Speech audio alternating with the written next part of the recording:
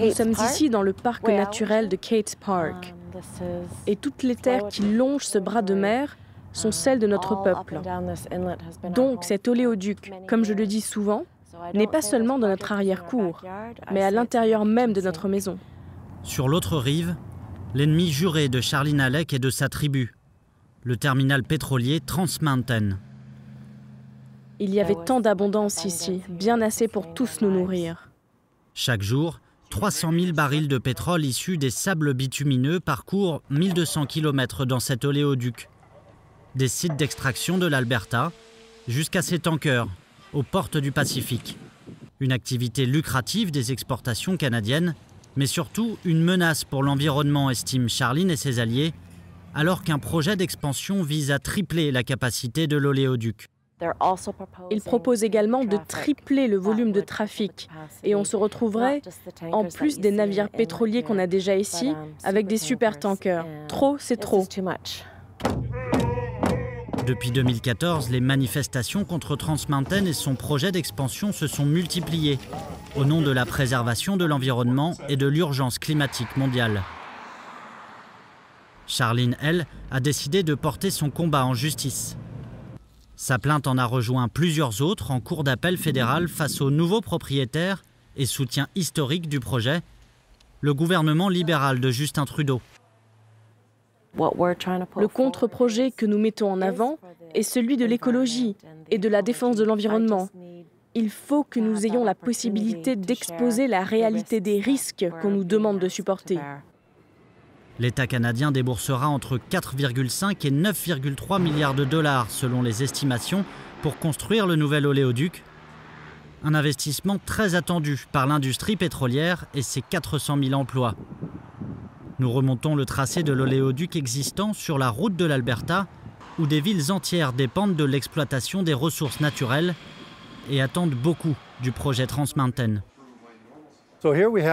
Donc ici, nous vendons tous les équipements de sûreté exigés par la réglementation. C'est du matériel obligatoire pour tous ceux qui veulent travailler sur les oléoducs. Comme vous le voyez, on a largement agrandi notre stock en prévision du nouveau projet. Raymond Zervini a investi en matériel spécialisé et formé 4 nouveaux employés en prévision du chantier à venir. 2 ans plus tard, son pari n'a toujours pas payé. Si le projet échoue, je pense que notre magasin perdra entre 200 et 300 000 dollars. Je sais qu'ici, dans la ville de Hope, beaucoup d'entreprises ont embauché, augmenté leurs investissements en anticipation du chantier.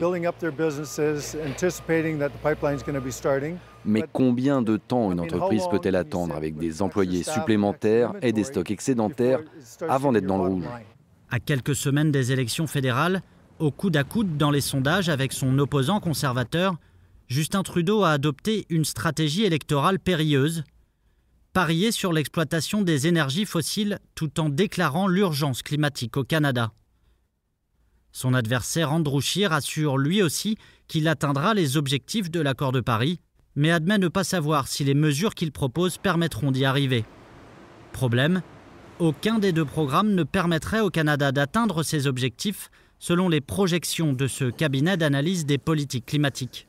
Récemment, nous avons mené une étude pour voir si oui ou non le Canada était en bonne voie d'atteindre ses objectifs de réduction des émissions de gaz à effet de serre.